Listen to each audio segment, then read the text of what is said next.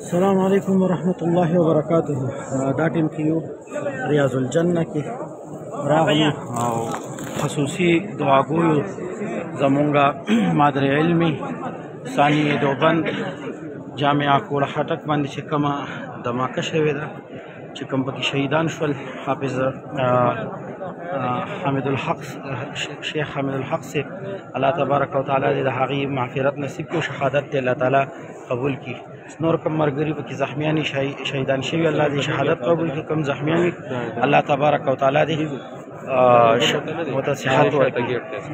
او د ریاض الجنه نه دعاګویو ورله شکایت کو رسول الله صلی الله علیه وسلم ته چې رسول الله صلی الله علیه وسلم په ملک پاکستان کې چې د اسلام په نامه جوړ دی، په هغې کې ستا وارثان محفوظ نه دي. شکایت کو دلته کې چې د نبی علیه السلام وارثات په پاکستان کې محفوظ نه دي. کریمه ربه ته د هغې حفاظت وکړه.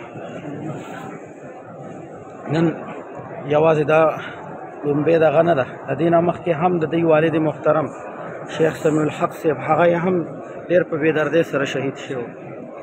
د هغې شکایت هم کو، د روضې سره نږدې ولاړ کم ظالمان چې دا ظلمونه کوي، کریم رب الاول ورته هدایت وکړي. که هدایت یې په نصیب کې نه وي رب العالمین مو چې دی تباه و برباد کا.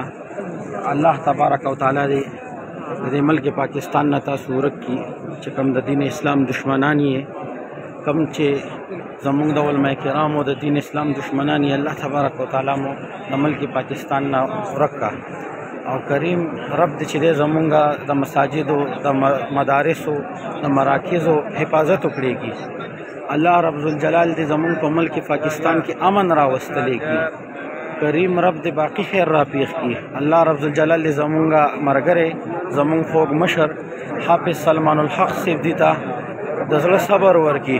ریاض الجنه نه ورته تعزیت کومه او مونږ مسافر یو دعاګویو ورله د جانان د روضې خوانه. دا هغه محراب دی چې دلته کې حضرت عمر رضی الله تعالی عنه په دغه محراب کې شهید شوی و. مخکې د هغه خواته دی جي. نو د دې ځینو نه د دې مقدسې هاورې نه د ریاض الجنه نه مونږ خپلو شهداو له خپل مسلمانانو له دعاګویو چې الله تبارک وتعالی د هغې شهادت قبول کړي او الله تبارک وتعالی دې زمونږ د علماو د مسلمانانو حفاظت وکړي کی. او الله تبارک وتعالی دې چې زمونږ د عادت په عبادت څخه قبول کړي. الله تبارک وتعالی دې مونږ ته هم صبر جمیل را نصیب کړي. زمونږ هم چې د مشران دي یعنی د عالم مرګ د کل علم مرګ دی. نو دغه علماء کرام په شهادت باندې یقینا چې ډېر زیات خفه یو او ډېر دک درد تکلیف پې راته را رسېدلی دی. مونږ د دې ځینو نه دعاګویو د حافظ حامد الحق صاحب دی کور والا سره بلکل مونږ د هغې په غم کې برابر شریک یو او دا غم د هغې نه بلکې دا زمونږ غم هم دی. او دعاګویو چې الله تبارک وتعالی دی زمونږ د علماء کرامو حفاظت وکړي کی. او حافظ سلمان الحق صاحب چې زمونږ چې دی دعاګانې دي چې الله دې د هغې حفاظت وکړي کی. الله دې د حضرت مولانا فضل الرحمن صاحب دامت برکاتهم العالیه ته ډېر ژوند ور نصیب کړي او د هغې د الله تعالی حفاظت وکړي کی.